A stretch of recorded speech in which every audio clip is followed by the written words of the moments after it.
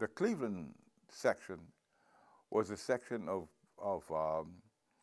political maturing. It's a section of learning what the struggle was all about. I mean, it was in Cleveland. The 8 or 9 years that I spent in Cleveland was a period of time when I did my most intense work within the African American community as a communist, and also when I began learning to, in a much more intricate way, the internal functioning of a revolutionary party, that is of the Communist Party, began to understand the depth of penetration of the FBI and how it was gaining control of that organization, and how important it was, the tactics of the FBI to keep it as a revolutionary organization so that it was effective, but yet the kind of revolutionary organization that blocked any revolutionary activity.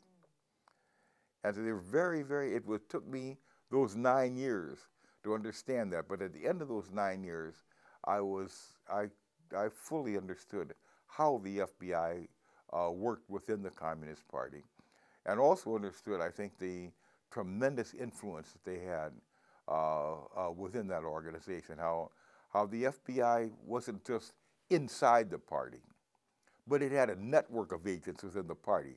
That is to say, where one set of agents on one level was able to protect and advance a set of agents on a different level. And this was perhaps best understood, for me it was best understood in the case of James Cummings, who was a very important FBI informant. He was a black guy and a auto worker from Toledo. And he was used by the FBI. I mean, first of all, he was paid by the FBI, but he was used as the FBI. Being a black worker, the FBI could advance him within the party.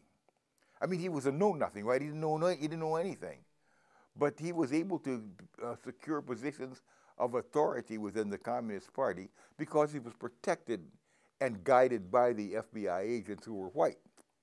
So the white FBI agents couldn't do certain things, but they were in a position to create the conditions for black informers to do that job for them.